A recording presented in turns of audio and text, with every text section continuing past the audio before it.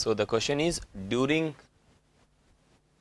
between the predator and prey. So that means ये जो space है उसे हमें फिल करना है, राइट? ये तो सबसे खास बात है. So that means between the predator and prey species, the predatory species becomes more efficient in catching the prey. तो obviously हमेशा ऐसा होता है कि जो प्रेडेटर है वो इफिशिएंट हो जाते हैं, राइट? वो इस तरीके से मैकेनिज्म डिजाइन करेंगे over the period of time. से in the very beginning predator and prey relation है. Gradually over the period of time क्या होगा, प्रेडेटर चाहेगा कि ज़्यादा से ज़्यादा वो प्रे खाए, और प्रे क्या चाहेंगे, ज़्यादा से ज़्यादा वो प्रेडेटर से बच सकें. तो वो एक टैक्टिक्स डिजाइन करते हैं. यही नेचुरल सिलेक्शन है, इंटर स्पीसीज स्ट्रगल, राइट? तो अब इंटर स्पीसीज स्ट्रगल के अंदर अगर एक स्पीसीज है, चाहे वो हर्बीवोर्स हो, चाहे वो हर्बीवोर्स को ईट करने के लिए अगर हम कांडे देखते हैं, तो डेफिनेटली हर्बीवोर्स कुछ टैक्टिक्स डिजाइन करेगा या फिर प्रे एग्जैक्टली कुछ टैक्टिक्स डिजाइन करेगा, प्रेडेटर भी उस टैक्टिक्स को ओवरकम करेगा. यही तो को-इवोल्यूशन है.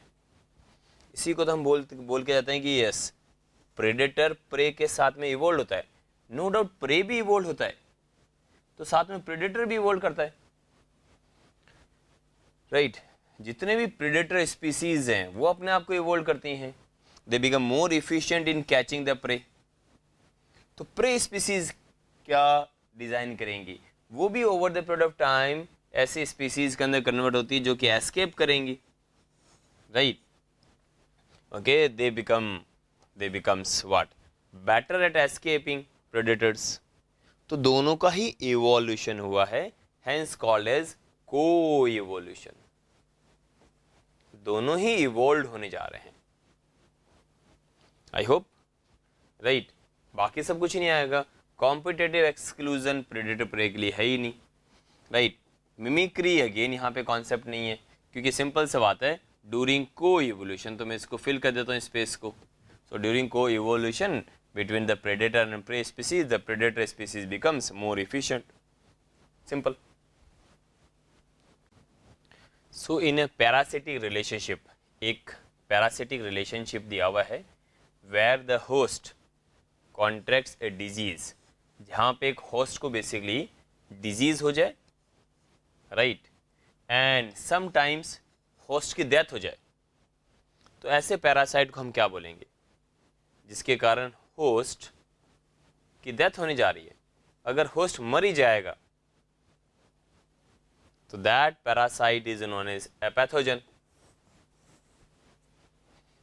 यहां पे की स्टोन तो आ नहीं सकता है, क्योंकि what is keystone, that is the most crucial species of the ecosystem, that is known as keystone species. For more details of the keystone, आप इसी को की स्टोन टाइप करेंगे यहाँ पे, राइट? सर्च के अंदर you will get it. Okay, आपको बहुत सारे की स्टोन के ऊपर क्वेश्चंस मिल जाएंगे. यहाँ पे सेंस नहीं बनेगा इसको डिटेल में एक्सप्लेन करने का, क्योंकि फिर हर बार बहुत सारे ऑप्शंस के अंदर की स्टोन आएगा, सो वो कॉमन हो जाएगा. If you want to know कि ज़्यादा हमने यहाँ पे की स्टोन के बारे में क्यों नहीं डिस्कस किया, हमने इसको सेपरेटली की स्टोन के बारे में बहुत डिटेल के अंदर डिस्कस किया है. क्या वो म्यूचुअलिस्टिक सिम्बायोंट हो सकते हैं? डेफिनेटली नहीं. म्यूचुअलिस्टिक सिम्बायोंट के अंदर तो दोनों ही सर्वाइव करेंगे एंड दोनों एक दूसरे के एब्सेंस के अंदर उनकी डेथ हो सकती है. तो ये तो ऑप्शन ही ब्लंडर है, ये तो हो ही नहीं सकता. एंड देन क्या वो एक इंटर स्पेसिफिक कॉम्पिटिटर है?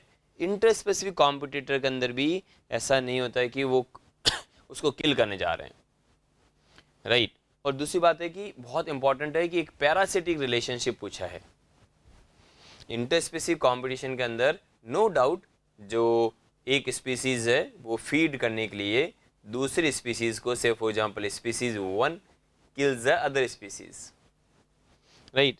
But not to the extent कि पूरा ही खत्म कर दे, क्योंकि वही तो उनका फीडिंग पार्टनर है. तो उनको भी पता है कि कितना पॉपुलेशन उनको बचाना है, अदरवाइज इकोसिस्टम कोलैप्स हो जाएगा. बस होस्ट पैरासाइट रिलेशन के अंदर ऐसा नहीं होता है, और स्पेशली पैथोजेंस के अंदर ऐसा नहीं होता है.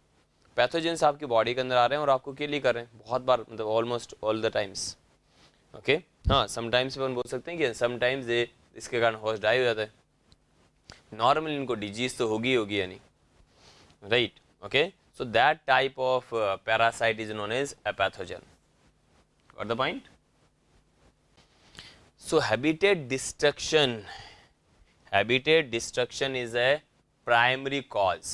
ये बात एकदम सही बात है, बोलिए. हैबिटेट डिस्ट्रक्शन बेसिकली एक प्राइमरी कॉज है. किसका प्राइमरी कॉज है? Okay, of animal extension. जितने भी एनिमल्स हैं, राइट, हमने उनका हैबिटेट ही नहीं छोड़ा. वो जहाँ रहते थे हमने वहाँ पे बिल्डिंग्स बना ली, तो एनिमल्स तो ख़त्म होने ही थे. ओके, और ये हैबिटेट डिस्ट्रक्शन किसने किया? ह्यूमंस ने. Which of the following is an example of the habitat destructions? Easiest question है.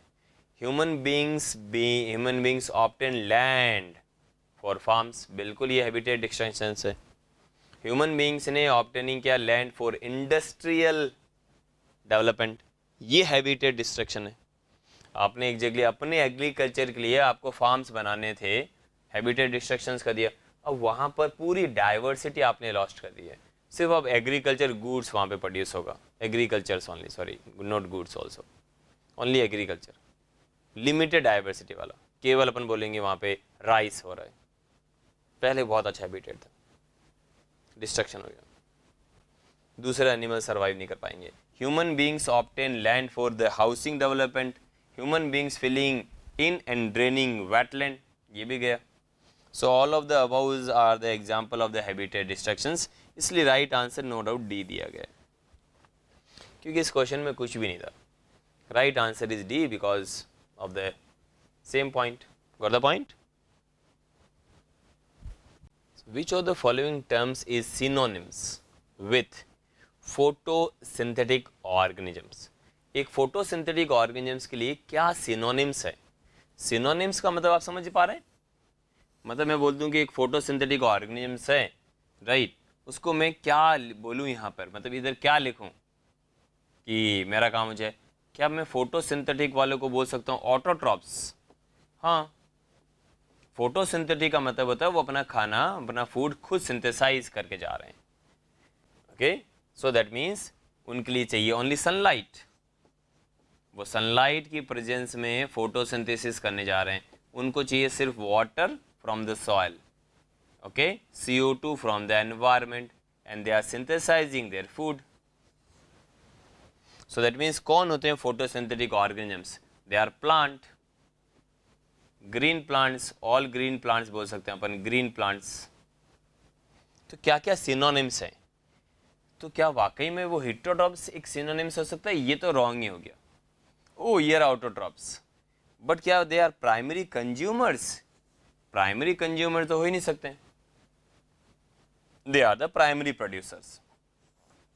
प्लांट क्या है? प्राइमरी प्रोड्यूसर्स हैं.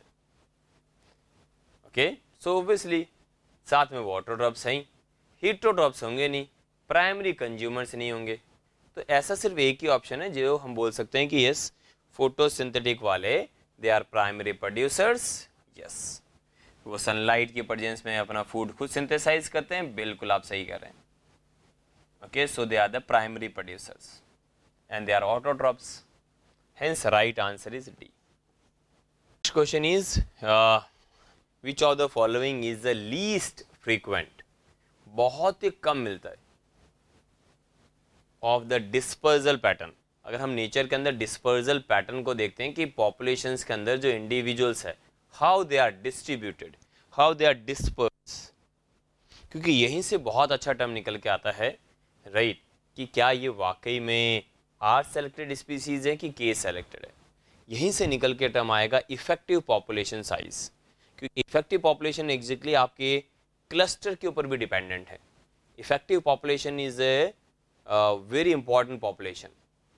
Okay, effective population is not your census population. अगर आप मेरे से पूछेंगे जेनेटिक ड्रिफ्ट किसके ऊपर ऑपरेट हो रहा है, जेनेटिक ड्रिफ्ट पॉपुलेशन के ऊपर ऑपरेट नहीं होता है.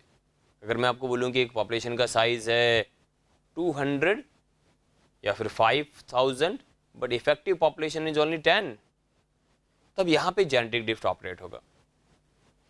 Hardy Weinberg law population size के ऊपर डिपेंडेंट नहीं है, इफेक्टिव पॉपुलेशन साइज के ऊपर डिपेंडेंट है। ह्यूमन पॉपुलेशन अगर हम बात करते हैं, राइट, तो that is 7 billion, but effective population is only 10,000। So what is effective population? इसको आप सर्च करेंगे तो डेफिनेटली कोई ना कोई क्वेश्चन तो आएगा इसके ऊपर, मतलब मिला होगा यहाँ पे, ओके। बट क्वेश्चन वो नहीं है, क्वेश्चन ये है कि यस हमारे पास में 3 डिस्ट्रीब्यूशन पैटर्न है। हम देखने जा रहे हैं कि कौन कौन से डिस्ट्रीब्यूशन पैटर्न है। Number 1 is a density dependent distribution. So and number 2 आपको सबको पता है, yes we have a uniform distributions when individuals of a population is uniformly distributed, and we have a random distribution, yes, when individuals are randomly distributed, and we have a cluster जब कुछ individuals यहाँ पर हों and कुछ individuals यहाँ पर हों, right, and कुछ individuals basically यहाँ पर हों, ऐसे distribution को हम बोलते हैं cluster distribution। अब questions बहुत ही easy था, okay, कि उनका ये question है कि yes ठीक है मेरे पास में cluster distribution है, बस आपको मुझे इतना बताना है कि ये सबसे फ्रिक्वेंटली कौन सा है। सबसे फ्रिक्वेंट इज यूनिफॉर्म। आप जितने भी प्लांट्स देखते हैं they are almost uniformly distributed on earth, और not specially not on earth, on that particular area. Forest में आप देख सकते हैं यस सभी plant species almost uniformly distributed है, okay. So uniform is the most abundant, most popular, सबसे ज़्यादा यही मिलेगा। But what about random? Random is the least frequent, okay. So right answer is the D, random distribution is the least one. Density dependent distribution, it is a type of distribution जो कि density के ऊपर dependent है। मतलब जैसे जैसे density बढ़ती जा रही है, पॉपुलेशन साइज जैसे जैसे बढ़ती जा रही है, राइट, ग्रेजुअली सरवाइव नहीं कर पाएंगे, ऐसी पॉपुलेशन को अपन बोलते हैं केस सेलेक्टेड स्पीसीज, ओके। ये डिस्ट्रीब्यूशन का एक टाइप है, बट हम यहाँ पर रैंडम डिस्पर्जन को चॉइस देंगे। So popular is what, most abundant is a uniform and least frequent is a random, इसलिए right answer is D. So features of a typical case selected organisms, क्या होते हैं case selected organisms? case selected organisms वो organisms हैं जिनके अंदर जो exactly late reproduce करते हैं, राइट, जिनके अंदर स्ट्रगल बहुत ज़्यादा है, जिनका बॉडी साइज बहुत ज़्यादा होता है। So their body size is big, जो बेसिकली मेंटेनेंस के ऊपर ज़्यादा फोकस करते हैं न कि रिप्रोडक्शन के ऊपर। They maintain themself, okay. So that means their maintenance energy is much greater than their reproductive energy. वो लेट रिप्रोडक्टिव होते हैं, उनके अंदर जो डेवलपमेंट चलता है वो एग्जैक्टली स्लोली चलता है, वो सडनली डेवलप नहीं होते हैं, वो ओवरनाइट डेवलप नहीं होते हैं। उनके अंदर सबसे पहले एग्जैक्टली यंग स्टेज है, and then we have a adult, and then we have a old age. ये एग्जैक्टली वहाँ पर पैटर्न है, ओके। उनके अंदर लो रिप्रोडक्टिव रेट है, they produce only 2 or 3 of spring, बस वो 10 lakhs, 20 lakhs, 50 lakhs of spring produce नहीं करते हैं। उनके अंदर है लिटिल पेरेंटल केयर, नो, उनके अंदर पेरेंटल केयर ज़्यादा है, क्योंकि case selected species young ones को प्रोड्यूस करके जा रही है, इसलिए यहाँ पे पेरेंटल केयर ज़्यादा है।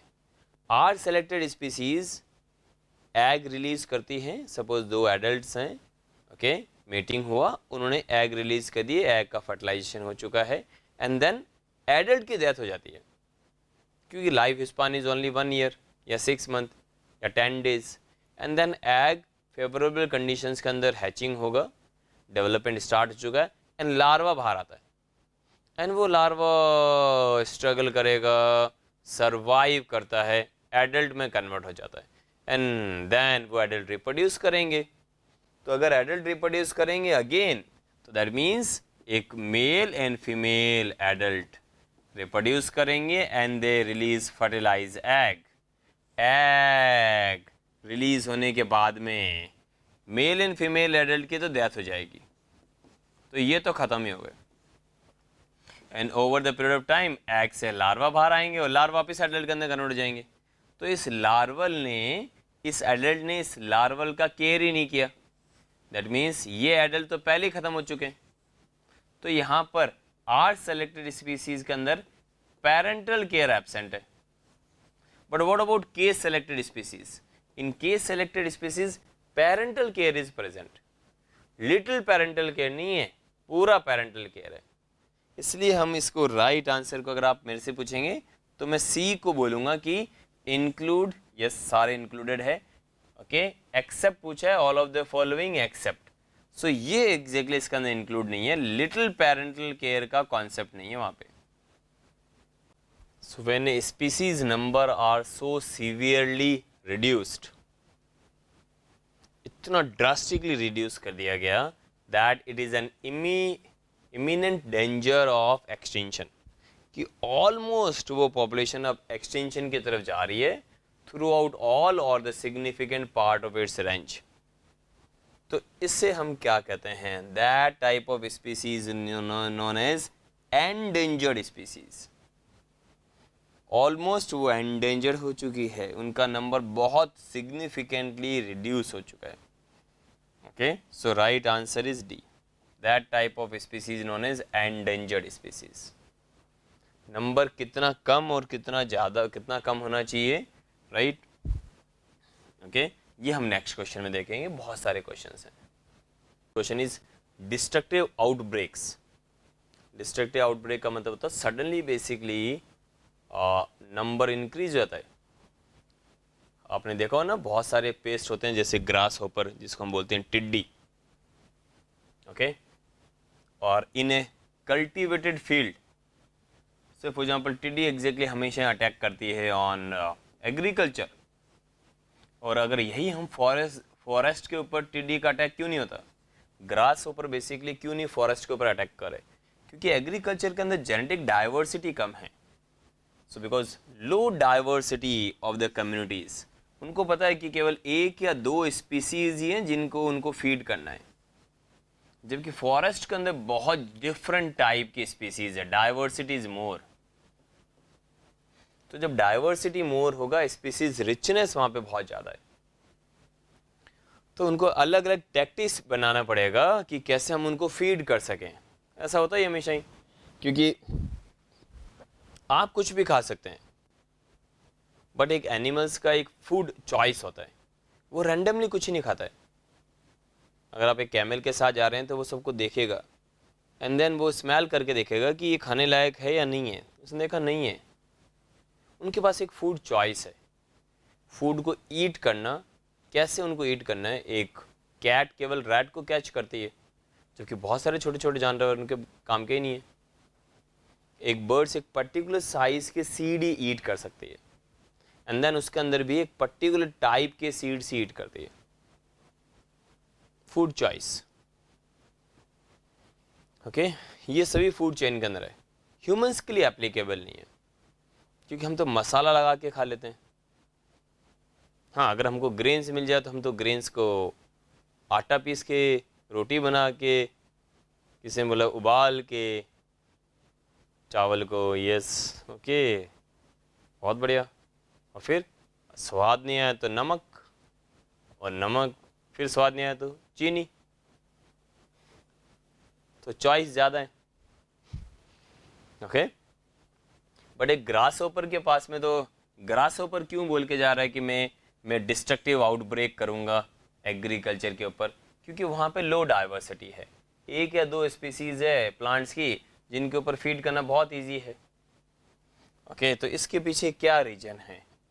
So destructive outbreaks of the pest are, they are more common in cultivated fields, yes, which are low diversity, बिल्कुल, which are low diversity communities. High diversity community के अंदर क्या डिस्ट्रक्टिव आउटब्रेक मोर कॉमन होगा? नहीं। अगर high diversity है, natural communities है, वहाँ पे लेस कॉमन आउटब्रेक होगा, मतलब लेस कॉमन फिनोमेना आपको देखने को मिलेगा। कभी कभी आउटब्रेक हो जाए तो अच्छी बात है, नहीं तो वो भी चांस कम है। ओके, सो इसका मतलब यहाँ पे right answer is C.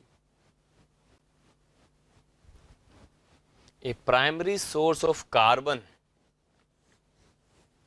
Okay ठीक है, फॉर फोटोसिंथेटिक ऑर्गेनिज्म। एक फोटोसिंथेटिक ऑर्गेनिज्म के लिए कार्बन का क्या सोर्स है? क्या वो सॉइल से कार्बन लेता है? बिल्कुल भी नहीं। क्या वो रूट से कार्बन लेगा? रूट के अंदर जो सॉइल, मतलब सॉइल है, वहाँ से सॉइल से कार्बन लेगा? बिल्कुल नहीं। तो फिर कहाँ से लेता है? क्या वो CO2 exactly carbon CO2 form के अंदर एनवायरनमेंट से लेता है? हाँ, लेकिन अगर वो प्लांट सी वाटर में या फिर वो प्लांट फ्रेश वाटर में हो, देन क्या वो वाटर के अंदर जो डिजॉल्व CO2 है, उस CO2 को वो यूज में लेगा for the photosynthesis? Yes. So the primary source of carbon is no doubt CO2, but this CO2 कहाँ से लेगा? From atmosphere, yes, and from the water. तो हम क्यों नहीं राइट आंसर लगाएं? बी। सो कार्बन डाइऑक्साइड एक कार्बन का प्राइमरी सोर्स है, और ये carbon dioxide may be from atmosphere अगर टेरेस्ट्रियल प्लांट है तो, और मे बी फ्रॉम वाटर अगर वो है कैसा? Aquatic plant. So right answer is B. So all of the following are the predicted effects. Okay, जैसा हम सोच रहे थे वैसे वैसे इफेक्ट्स, प्रिडिक्टेड इफेक्ट्स हैं कंटिन्यूड ग्लोबल वार्मिंग के। ठीक है, मतलब ग्लोबल वार्मिंग के कौन कौन से प्रिडिक्टेड इफेक्ट हैं वो तो हमें पता ही, बट हमें वो देखना है जो कि इफेक्ट नहीं है एक्सेप्ट। तो देखते हैं thermal expansion of the warmer ocean. ठीक है, ओके, ओशन एग्जैक्टली वार्मर हो जाएगा, इसमें कोई डाउट ही नहीं है। ओके, एंड अगर टेम्परेचर इंक्रीज होगा ओशन का तो ये नीचे तक भी जाएगा। नॉर्मली अगर अपन सरफेस टेम्परेचर देखते हैं और मैंने बोला सपोज 20 है, तो जैसे जैसे हम नीचे की तरफ जाएंगे टेम्परेचर कम होता जाएगा। बट अभी हो सकता है कि अब सरफेस का टेम्परेचर 22 ऑब्जर्व हो, एक एग्जांपल दे रहा हूँ, एंड देन जो नीचे अपने टेम्परेचर देखा वो भी एग्जैक्टली 20 ऑब्जर्व हो, तो थर्मल एक्सपेंशन तो होगा। ओके, वार्मर ओशंस का अभी एक्सपेंशन एग्जैक्टली इस तरीके से भी जा सकता है और देन साइडवेज भी जा सकता है, ये तो हम एक्सपेक्ट कर रहे हैं। रिप्रोडक्टिव फेलियर हो सकता है, यस डेफिनेटली। बहुत सारे ऐसे स्पीसीज हैं जो कि टेम्परेचर डिपेंडेंट रिप्रोडक्शंस करती हैं, उनके अंदर रिप्रोडक्टिव फेलियर हो सकता है। एग्जांपल के लिए आप देख सकते हैं दैट पेंगुइन्स। या फिर हो सकता है कि इंक्रीज फ्रीक्वेंसी और intensity of the storm increase हो सकते हैं। बट ये हमें नहीं समझ में आ रहा कि सपोज अगर मैं आपको एक वर्ल्ड का मैप बना के दिखाऊं एंड हम सबको पता है कि यस ये सपोज नॉर्थ अमेरिका है एंड मैंने इस तरीके से एक साउथ अमेरिका बनाया है आपके लिए। ओके, तो ये सपोज मैंने बोला कि एक कॉन्टिनेंट एक कंट्री है जो कि मिड के अंदर है, यहाँ पर प्रिसिपिटेशन ज़्यादा हो रहा है, राइट? ऐसा कैसे हो सकता है? कॉन्टिनेंट के इंटीरियर के अंदर जो कंट्रीज हैं, से फॉर एग्जांपल ब्राज़ील, राइट? या फिर अगर हम देखते हैं कि yes increase precipitation in Nepal, India के अंदर इंक्रीज प्रेसिपिटेशन हो at western Ghat and eastern Ghat, ये समझ में आता है, okay, because of the global warming. But Nepal तक ग्लोबल वार्मिंग का कैसे आएगा रिलेशन? मतलब वहाँ पर इंक्रीज प्रेसिपिटेशन कैसे हुआ, या फिर फ्लडिंग वहाँ पर कैसे आ सकती है? In the mid latitude continental interior भी होना चाहिए, ये ग्लोबल वार्मिंग एक्सप्लेन नहीं कर पाएगा। इसलिए मैंने बोला है कि all of the following are predicted effect. Yes, predicted effect ये भी है, ये भी प्रिडिक्टेड है, ये भी प्रिडिक्टेड है और ये भी प्रिडिक्टेड है, बट ये प्रिडिक्टेड नहीं है।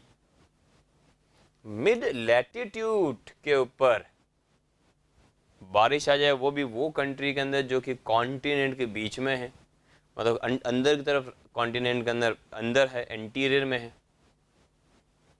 थोड़ा प्रॉब्लम होगा ग्लोबल वार्मिंग वालों को एक्सप्लेन करने में, इसलिए they fail to explain, so it's not a predicted effect. What the point?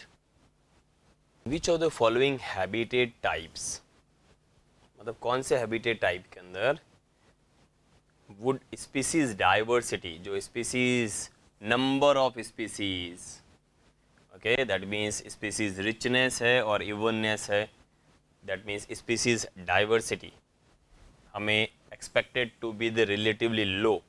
Low species diversity हमें कहाँ मिलती है? दैट मीन्स वहीं मिलेगी जहाँ पर एनवायरमेंटल स्ट्रेस कंडीशन ज़्यादा हो। क्वेश्चन बहुत ईजी था। तो जहाँ पर भी एनवायरमेंटल स्ट्रेस कंडीशन ज़्यादा होगी वहाँ पर हमें मिलेंगी लो स्पीसीज डाइवर्सिटी। ओके, से फॉर एग्जांपल आप देख सकते हैं पीक ऑफ द माउंटेन, और the toppest peak of the mountain तो कोई भी स्पीसीज ही नहीं मिलती माउंट एवरेस्ट के ऊपर, तो क्योंकि एनवायरमेंटल स्ट्रेस बहुत ज़्यादा है। ऑक्सीजन का स्ट्रेस आप देख लो, बहुत ही कम ऑक्सीजन है, टेम्परेचर बहुत ही ज़्यादा लो है, राइट, एयर फ्लो बहुत ज़्यादा है वहाँ पे, वाटर स्कैरसिटी है। तो ऐसी एनवायरमेंटल स्ट्रेस कंडीशन के अंदर कहाँ स्पीसीज मिलेंगी? बहुत ही कम या फिर जीरो स्पीसीज, तो डाइवर्सिटी अपना आप ही कम हो जाएगी। So right answer is A. A is the right answer. So two members of the same species, अगर एक ही स्पीसीज हैं, right, say for example species 1, इसके दो मेंबर्स हैं, two members of the same species fighting over a certain food, that means they are competing with each other. Members of different species, दो अलग अलग मेंबर हैं, okay, अलग अलग species के, try to take over a certain nestling area, that means वो किसी एक पर्टिकुलर हैबिटेट के ऊपर कब्जा जमाने की कोशिश कर रहे हैं, एक स्पीसी या फिर दूसरी species. So they are the example of what? Competition. Right answer is B. Simple question, the example of the competition only, so that means they are competing with each other, यही तो कॉम्पिटिशन का example हो गया।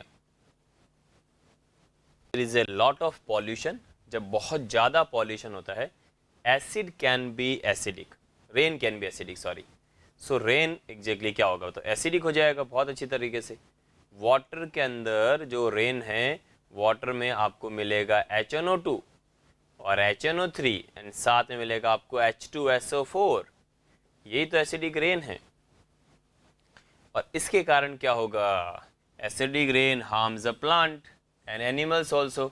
What is the example of acidic rain? किसका example है? क्या ये competition? Competition तो एग्जैक्टली बायोटिक फैक्टर के अंदर होता है। बायोटिक फैक्टर में दैट मीन्स स्पीसीज 1 या तो इंडिविजुअल्स आपस में स्ट्रगल करते हैं, या फिर particular species intra specific competition बोलते हैं, या फिर this is competition between the two species, right, that is A inter specific competition. Okay, तो ये तो कॉम्पिटिशन तो वर्ड यूज ही नहीं करना चाहिए, तो ये तो गलत हो गया। A mutualistic is a type of relation between the individuals. तो ये भी बायोटिक फैक्टर का कंट्रीब्यूशन है, बायोटिक फैक्टर का रोल आएगा इसके अंदर भी, यानी क्योंकि ऑर्गेनिजम्स के बारे में बात कर रहे हैं, कंपटीशन भी ऑर्गेनिजम्स के बीच में होगा। An individual affecting a community, कैसे हो सकता है ये इंडिविजुअल अफेक्टिंग ए कम्युनिटी? मतलब हम यहाँ पे भी बायोटिक कंपोनेंट के बारे में बात कर रहे हैं, तो एसिड रेन तो बायोटिक कंपोनेंट नहीं है ना, ये तो एबायोटिक कंपोनेंट है। सो क्या एक ये आंसर हम लगा सकते हैं, acid rain an abiotic factor affecting ecosystem? Yes, okay, ये इसका एकदम सही आंसर है कि ये एक एबायोटिक कंपोनेंट है जो कि इकोसिस्टम को अफेक्ट करके जा रहा है। सो राइट आंसर इज सी।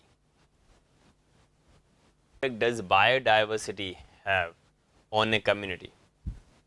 एक कम्युनिटी के अंदर क्या होता है? What is community? अगर हम एक कम्युनिटी को डिस्कस करते हैं तो हम किसको बोलते हैं कि यस ये कम्युनिटी है? What is community? What is community? Tell me, what is community? Community means individuals yes, of the same species नहीं। कम्युनिटी का मतलब होता है, से फॉर एग्जांपल ये एक पूरा का पूरा एक एरिया मैं आपके सामने ड्रॉ करने जा रहा हूँ। इसके अंदर स्पीसीज 1 भी है, स्पीसीज 2 भी है, 3 भी है, 4 भी है, different types of species living at particular area. Okay, that is a community, मतलब group of population is community. अब कम्युनिटी के अंदर जितनी ज़्यादा डाइवर्सिटी होंगी, डाइवर्सिटी मीन्स डिफरेंट टाइप्स के प्लांट स्पीसीज हैं, डिफरेंट टाइप्स की प्लांट कम्युनिटीज़ हैं, डिफरेंट टाइप की एनिमल कम्युनिटीज़ भी हैं। मीन्स हर्बीवोर्स भी बहुत हैं, कार्नी बहुत हैं, टॉप कार्नी बहुत हैं, और सभी आराम से बहुत अच्छी तरीके से ये फूड चेन और food web is balanced. Okay, ऐसी कम्युनिटी को हम बोल के जा रहे हैं। यस, नो डाउट, यहाँ पर बायोडाइवर्सिटी बहुत अच्छी है।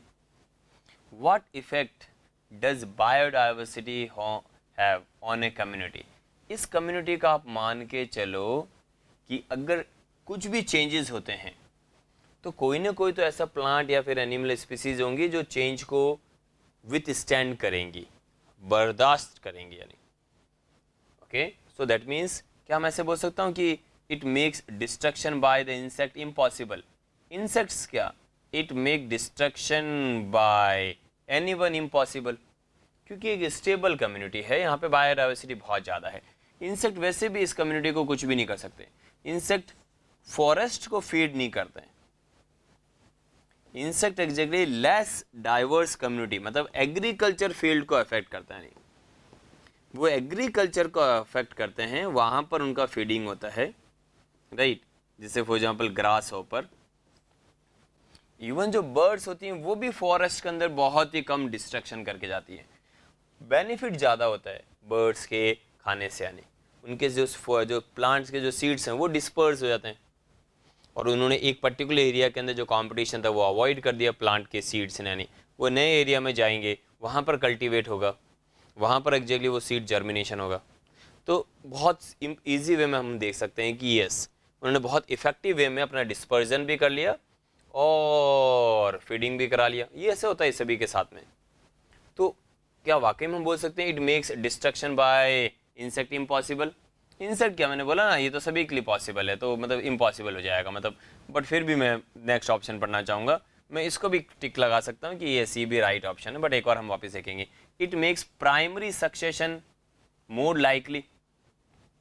सक्सेशन क्या, प्राइमरी सक्सेशन हम क्यों बोलेंगे? प्राइमरी सक्सेशन वर्ड यहाँ पे इंट्रोड्यूस ही नहीं कर सकते हैं, ये तो ब्लंडर हो गया। ओके, प्राइमरी और सेकेंडरी सक्सेशन के बारे में बात ही नहीं कर सकते। प्राइमरी सक्सेशन का मतलब होता है जहाँ पे पहले सक्सेशन नहीं हुआ है, राइट, मतलब एक बेयर एरिया से सक्सेशन स्टार्ट होगा। तो यहाँ अगर बेयर एरिया से अगर हमने सक्सेशन स्टार्ट किया है, दैट मीन्स एक नया लैंड मास क्रिएट किया है जहाँ पर सबसे वेरी फर्स्ट टाइम में स्पोर्ट्स आने जा रहे हैं, या फिर सीड्स आने जा रहे हैं, या फिर लाइकेन आने जा रही है। तो ऐसा तो होता ही नहीं है, इसने तो पहले ही बोल दिया कि यहाँ पे बायोडाइवर्सिटी बहुत ज़्यादा। तो ये तो ऑप्शन ही ब्लंडर वाला है। It enables species to survive in a desert. Okay, ये भी ऑप्शंस मैच नहीं करने जा रहा है कि because of the biodiversity, right, okay, species they survive in the desert, ऐसा कुछ भी नहीं है। Biodiversity enables the community to withstand changes. Yes, definitely biodiversity exactly community को बोल के जा रहा है कि आप कोई भी चेंज अगर आता है इस इकोसिस्टम के अंदर, आप उस इकोसिस्टम के चेंज को विथस्टैंड कर सकते हैं, दैट मीन्स अवॉइड कर सकते हैं आप। ओके, आप झेल सकते हैं उस चेंज को बिकॉज आपके अंदर वहाँ पर डाइवर्सिटी है, आपकी पॉपुलेशन वाइप आउट नहीं होगी, कोई ना कोई होगा जो सर्वाइव कर जाएगा। बहुत सारे सर्वाइव कर जाते हैं। मैं फर्स्ट ऑप्शन इसलिए मैं नहीं लगा रहा हूँ, it makes destruction by all type of species impossible, तब ज़्यादा सही होता। इंसेक्ट का ज़्यादा लेना देना नहीं है, राइट, तो मैं इसको रॉन्ग कर रहा हूँ और मैं डी ऑप्शन को राइट कर रहा हूँ। Speed of water is an important abiotic factor in the fresh water ecosystem. आप ये देखिए पॉन्ड के अंदर क्यों बहुत सारे स्पीसीज सर्वाइव कर रहे हैं। नॉर्मली पॉन्ड के अंदर जो वाटर है वो स्टिल है, वो मूव नहीं कर रहा। ओके। सो अगर बहुत ही फास्ट मूवमेंट है वाटर का रिवर के अंदर, ओके, तो आप देखेंगे कि वहाँ पर उस पर्टिकुलर जगह पे जहाँ पे भी मूवमेंट फास्ट है, स्पीसीज रिचनेस कम है, वहाँ पर बहुत ही कम बायोटिक फैक्टर होंगे। ओके, हम इसको कैसे बोल सकते हैं? से फॉर एग्जाम्पल एक माउंटेन से एक रिवर ओरिजिनेट हो रही है, तो जहाँ से भी रिवर ओरिजिनेट होगी उस ओरिजिन वाली जगह पे इसका स्पीड बहुत फास्ट होता है, ग्रेजुअली उसका स्पीड कम हो जाता है और देन और कम हो जाता है। तो यहाँ पर बहुत ही अच्छा आपको स्पीसीज मिलेंगी, यहाँ पे डाइवर्सिटी ज़्यादा है, स्पीसीज डाइवर्सिटी। इस पर्टिकुलर एरिया में speed of water is too much and because of this speed, जितनी ज़्यादा स्पीड होगी, स्पीड ऑफ वाटर यहाँ पर बहुत ज़्यादा है। यही रीज़न है कि यहाँ पर आपको स्पीसीज नहीं मिलने वाली है। सो कैसे बोल सकते हैं? The speed of water is an important abiotic factor in a fresh water ecosystem because a tributaries has a different plants than a river. ऐसा कुछ भी नहीं है। So tributary has a different plants than a river. So what is tributaries? जब एक river flow करती है तो आगे जाके ऐसे बहुत सारे ट्रिब्यूटरीज के अंदर डिवाइड हो जाती है, ओके, एंड वो डेल्टा बना सकती है बिफोर एंटरिंग इनटू द सी। तो ये बोला जा रहा है कि ट्रिब्यूटरीज, जैसे आप सुंदरबन आप एग्जांपल ले सकते हैं, वहाँ पे बहुत सारे ट्रिब्यूटरीज हैं, have different plants then a river. Okay, ठीक है, मैं इस बात को मान सकता हूँ, राइट, मे बी डिपेंड करेगा कितनी ट्रिब्यूटरीज वो बना के जा रही हैं। बट स्पीड ऑफ वाटर का एक जो कॉन्सेप्ट है उससे मुझे आंसर निकालना है। देखो क्वेश्चन बहुत बोला है कि speed of water is an important abiotic factor in the fresh water ecosystem because, तो ट्रिब्यूटरी का उसके साथ में कोई कनेक्शन नहीं है। स्पीड ऑफ वाटर के साथ मुझे देखना है faster water has a higher salt concentration. ये तो ब्लेंडर हो गया, क्योंकि ऐसा कुछ भी कनेक्शन नहीं है कि जितना ज़्यादा, मतलब ये तो सी वाटर का कॉन्सेप्ट यहाँ पे लेके आ गया नहीं।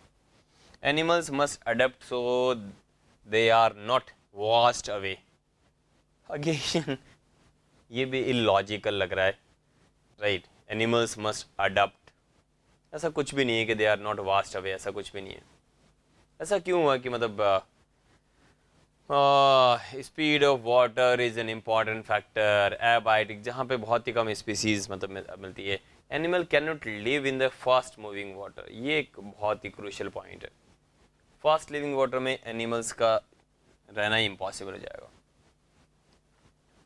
ओके, बिकॉज उनको सस्टेन करने के लिए कंटिन्यूसली वाटर के ऑपोजिट डायरेक्शन के अंदर मूव करना पड़ेगा ताकि वो अपनी पोजीशन को मेंटेन कर सके। और इसके अंदर जो एनर्जी एक्सपेंडिचर है, जो एनर्जी कंजम्पशन है, वो बहुत ज़्यादा होगा। आप सब समझ सकते हैं कि फ़िश, राइट, आपको एक स्टिल वाटर, एक स्टैंड स्टिल वाटर या फिर एक पॉन्ड के अंदर आपको मिलने जा रही है, बट जहाँ से रिवर ऑरिजिनेट हो रही है वहाँ पे फ़िश पॉपुलेशन नहीं है। कारण सिंपल है, फ़िश को अगर वहाँ जाना है या फिर वहाँ तक मेंटेन करना है तो उसको बहुत बहुत ज़्यादा एनर्जी चाहिए। तो क्वेश्चन को देखते हैं, tributaries have a different plants then a river. ठीक है, मैं इस बात बोल सकता हूँ, राइट, बट क्वेश्चन वो नहीं है। क्वेश्चन है कि speed of water is an important abiotic factor in a fresh water ecosystem. क्या है? बिकॉज क्यों एक स्पीड ऑफ वाटर बहुत इंपॉर्टेंट एबायोटिक फैक्टर है? एबायोटिक फैक्टर वाटर तो है ही, लेकिन साथ साथ में स्पीड ऑफ वाटर भी एक एबायोटिक फैक्टर है। तो मुझे इसके बारे में बात करनी है, ना कि ट्रिब्यूटरीज के बारे में नहीं। तो यस, मेरा आंसर डी जाएगा फिर। Communities several species of animals, yes, और प्लांट भी बिल्कुल इंटरेक्टिंग, यस, बहुत सारे डिफरेंट एनिमल्स अगर आपस में इंटरेक्शन करते हैं, राइट, कैसे इंटरेक्शन करेंगे? एक एनिमल्स दूसरे एनिमल के साथ में फीडिंग करके ही, okay, so that means carnivores they are eaten by top carni. Herbivores के बारे में चलो बात ही नहीं करनी यहाँ पे तो. Okay, while a population, what is population? Population is a member of one species, yes, in an area, yes, बिल्कुल ये राइट डेफिनेशन है, बस हम दूसरे आगे पढ़ेंगे नहीं. देखो बायोटिक एंड एबायोटिक फैक्टर, तो ये तो इकोसिस्टम हो गया. The non living element of an habitat is a abiotic component, not a population. Single organism को पॉपुलेशन नहीं बोलते हैं. Group of organisms of particular species, member of one species को हम बोलते हैं. एक पर्टिकुलर स्पीसीज के मेंबर्स को हम पॉपुलेशन बोलते हैं. आसान डेफिनेशन था, ज़्यादा कुछ खास नहीं, क्योंकि डिफाइन ही पॉपुलेशन को इसी तरीके से किया गया है, group of individuals of same species in members of the same species, members of one species is a population. एक स्पीसीज होती है पॉपुलेशन के अंदर. से फॉर एग्जांपल अगर मेरे को पॉन्ड पॉपुलेशन देखनी है तो मेरे को बताना पड़ेगा किसकी, तो मैं बोलूँगा फिश पॉपुलेशन. लेकिन अगर आप मेरे को बोलते हैं पॉन्ड कम्युनिटी, अब आपको नहीं बताना पड़ेगा कि आप किसके बारे में बात करने जा रहे हैं. आप बोल दो pond community, desert community means all the populations, group of populations living in the desert. But आप मेरे को पूछेंगे, अगर मैं आपको बोलूँ मैं पॉपुलेशन के बारे में बताने जा रहा हूँ, तो आप मेरे को पूछेंगे कौन सी स्पीसीज है. पॉन्ड पॉपुलेशन कुछ भी नहीं होता है. पॉन्ड कम्युनिटी एक बढ़िया वर्ड है. ओके, पॉन्ड पॉपुलेशन तो रॉन्ग वर्ड इंट्रोड्यूस हो गया. हाँ, fish population in this pond, elephant population in a forest, bamboo population, आपको नाम देना पड़ेगा पॉपुलेशन के साथ में, या फिर मैंगो पॉपुलेशन. अगर आप स्पीसीज लेवल तक जा सकते हैं बेस्ट है, जीने से भी काम चल जाता है, बट एटलीस्ट आप दीजिए. वैसे तो बोला तो स्पीसीज के लिए है ऑब्वियसली, मैंगो की एक पर्टिकुलर स्पीसीज, यस, मतलब वन स्पीसीज. बट एटलीस्ट अगर आपको ज़्यादा फिश के बारे में नहीं पता तो ठीक है, नॉर्मल लेमेन लैंग्वेज में बोल सकते हैं fish population of this pond. हाँ, अगर आपको लग रहा है कि कटला ही बोलना है या फिर रोहू बोलना है तो ऑब्वियसली ये तो बहुत ही बेस्ट होगा, one species, member of one species. Suppose there were a bird that always sat on a horse back. तो एक horse है, ओके, हम पूरा horse तो बना नहीं सकते, आप समझ सकते हैं. ओके, एंड देन यहाँ पर एक बर्ड पॉपुलेशन आपको दिख रही है, बर्ड्स बैठ रही हैं. यानी वो बर्ड क्या कर रही है, bird is going to eat और ईट द इंसेक्ट. ठीक है, तो बर्ड्स को बेनिफिट होगा क्योंकि उसको फीडिंग मिल चुका है, क्योंकि वो इंसेक्ट खा रही है. ओके, तो बेनिफिट होगा obviously. That would bite the horse.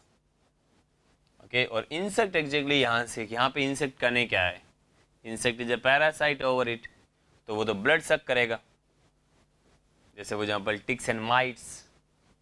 तो क्या हॉर्स को बेनिफिट होगा? यस, हॉर्स को बेनिफिट है और बर्ड्स को भी बेनिफिट है. बर्ड्स को तो एग्जैक्टली इंसेक्ट मिल गया और हॉर्स का खून बच गया है, उसका पैरासाइट खत्म हो गया है. ये किसका एग्जाम्पल है? ये एग्जाम्पल है म्यूचुअलिज्म का. पैरासिटिज्म का एग्जाम्पल कब होता? जब हम ऐसे बोलते हैं टिक्स एंड माइट्स या फिर इंसेक्ट ऑन हॉर्स, ये पैरासाइट है. कंपटीशन का एग्जाम्पल कब होता? कंपटीशन का when the horse and birds they are struggling or they are fighting for the same food. एक एग्जाम्पल देके बता रहा हूँ, तब हम बोलते हैं ये कंपटीशन है. तो यहाँ पर तो ऐसा कुछ भी नहीं है. कॉमन सेलिज्म का कब एग्जाम्पल होता? जब बेनिफिट केवल बर्ड्स को होता और हॉर्स को कोई बेनिफिट ही नहीं होता. बट यहाँ पर हॉर्स को लिखा हुआ है साफ साफ कि that would bite the horse, तो हॉर्स को बेनिफिट है कि अगर इंसेक्ट इसको ईट कर लेता तो हॉर्स को भी बेनिफिट है. तो इसलिए हम इसको बोल के जा रहे हैं म्यूचुअलिज्म.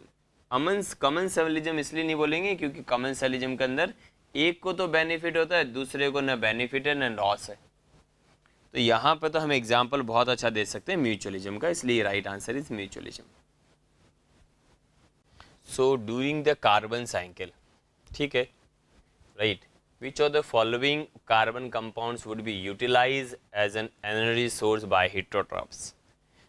तो हम सबको पता है कि प्लांट्स क्या करते हैं. Plants are the autotrophs. जो ऑटोट्रॉप्स होते हैं वो किस फॉर्म के अंदर यूज़ करते हैं कार्बन सोर्स को. तो प्लांट एग्जैक्टली अपटेक करेंगे CO2 फ्रॉम एनवायरनमेंट या फिर एक्वाटिक CO2. तो CO2 उन्होंने एक्वायर किया and then they produce what, organic compound like C6H12O6 in the form of carbohydrate और ग्लूकोज. अभी ग्लूकोज या फिर other complex carbohydrate they are eaten by the heterotrophs. तो हेट्रोट्रॉप्स को किस फॉर्म के अंदर मिलता है कार्बन. तो क्या वो ऑर्गेनिक मॉलिक्यूल्स के फॉर्म के अंदर मिलता है. Yes. So they take in the form of organic molecules. Heterotrophs को ग्लूकोज मिलने जा रहा है. बिल्कुल. ओके. क्या कैल्शियम कार्बोनेट आप खाते हैं, चूना? बिल्कुल भी नहीं. कार्बोनिक एसिड, ये भी नहीं है कि आप कार्बोनिक एसिड खाने जा रहे हो. क्या कार्बन डाइऑक्साइड आप लेते हो? बिल्कुल भी नहीं लेते. हम तो कार्बन डाइऑक्साइड प्रोड्यूस करते हैं. तो क्या आप ऑर्गेनिक मॉलिक्यूल्स काम में लेते हो? यस. हम ऑर्गेनिक कंपाउंड काम में लेते हैं और उस ऑर्गेनिक कंपाउंड के अंदर ही है क्या आपका, they use as a energy source. So C answer is right. Question है world human population has increase. Yes, इसमें कोई डाउट ही नहीं है. Dramatically during the past few centuries. इसके पीछे रीजन क्या हो सकता है, क्यों पॉपुलेशन बहुत ड्रास्टिकली बढ़ी है.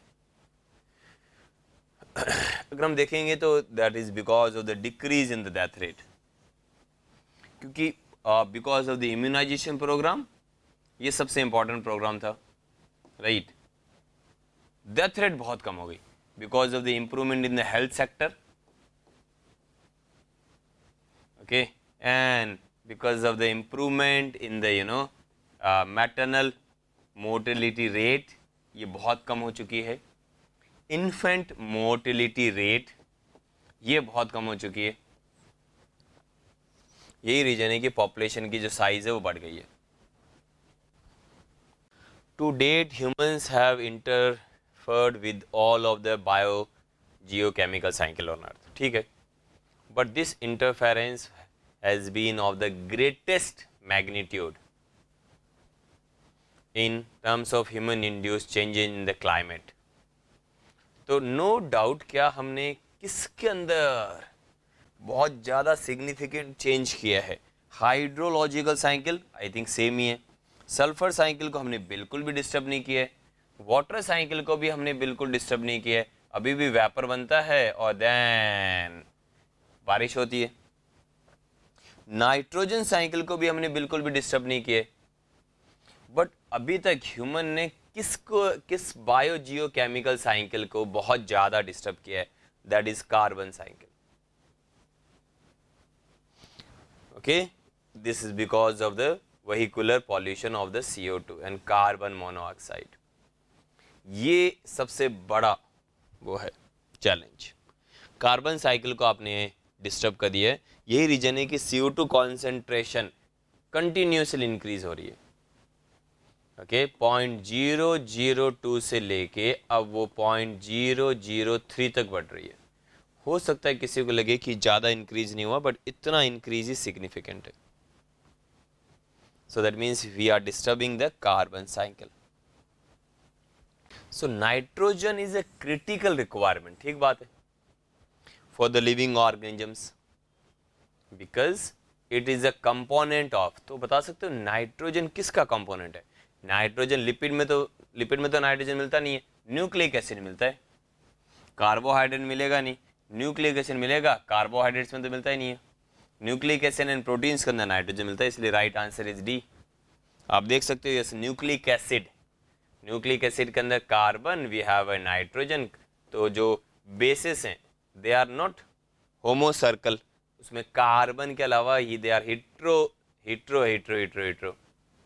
उसके अलावा नाइट्रोजन भी है, कॉल्ड एज नाइट्रोजनस बेस. तभी तो नाम रखा है nitrogenous base. protein is made up of amino acid and amino acid is amino group. बस so इसका मतलब नाइट्रोजन है. So nitrogen is base and amino acid. Answer is D. So generally the R selected organism. R selected means less struggle, lifespan is less, okay, high rate of fertility. Single organism means दो organisms मिलकर, added मिलकर, infinite मतलब लाखों करोड़ों egg produce करते हैं. Size बहुत कम होता है, कोई स्ट्रगल नहीं है, मसल्स कुछ भी नहीं है, रिप्रोडक्शन के ऊपर ज़्यादा फोकस है, लाइफ स्पान एक शॉर्ट होती है, short life span and early maturity. Yes, साल भर में तो मरना ही है इनको. लाइफ स्पान से ड्रोसोफिला तो 14 डेज़ की ज़िंदगी है. ड्रोसोफिला की जो लाइफ है वो 14 डेज़ की है, मरना ही है साल भर के बाद तो है नहीं. सो दैट मीन्स ये तो गया. Long development time to maturity, no, ये तो केस सिलेक्टेड होता है. ओके, लार्ज बॉडी साइज, ये तो केस सिलेक्टेड है, मसल्स ज़्यादा होती है, large body size. Extended parental के, ये तो ठीक बात है. Large body size, no. Short life span and early maturity. Right answer is A. So what is communities? Communities means group of populations, yes. Living at particular area, yes. So all of the populations of all the different species, yes, that live together within an area, yes. All of the communities of all of the populations of female combined. गलत बात. The answer is right. If you were to study all of the insect eating birds in a forest, you would see that many birds eat insect. ठीक है, बहुत सारी birds जो है वो insect को खा रही है. Yet you may not see any evidence of the competition. इसके पीछे रीजन क्या हो सकता है? बहुत सारे एग्जैक्टली इंसेक्ट ईटिंग बर्ड्स है, मान लिया. तो जब इतनी सारी इंसेक्ट ईटिंग बर्ड्स है फिर भी बर्ड्स के अंदर कोई कंपटीशन नहीं हो रहा, क्या रीजन हो सकता है कि बर्ड्स के अंदर इंसेक्ट्स के लिए कोई कंपटीशन नहीं है? उन्होंने अपने रिसोर्सेज को, the birds are exhibiting resources partitioning. क्या उन्होंने अपने रिसोर्सेज को पार्टीशन कर दिया? Yes. The birds are exhibiting intraspecific competition. अगर इंट्रा स्पेसिफिक कॉम्पिटिशन अगर होता तो हो जाता ना वो तो कल्याण. There is not even species richness to see evidence of the competition. ऐसा कुछ भी नहीं है, स्पीसीज रिचनेस के ऊपर कॉम्पिटिशन डिपेंडेंट ही नहीं है.